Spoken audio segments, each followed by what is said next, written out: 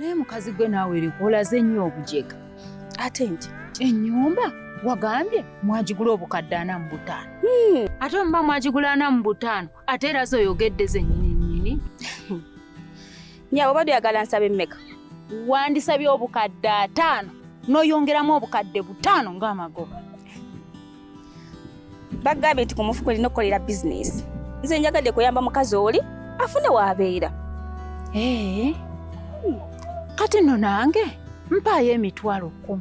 Omuvubuka ampadde cheeki ng'olaba. Egenda kula nga weese ennaku 5. Kale nze zenkuwa sijjewa. Kuzizo. Mpa kuzizo. Kwata mu nsawo yo ompe kuzizo. Sente zenkuwa zaaki? Ezakubaawo ng'omujulizi nga bakukwasa cheeki. Nakugambye kobeerewo ng'omujulizi. Tuwabadde bakungubazi balala abayinza okukola ng'abajulizi.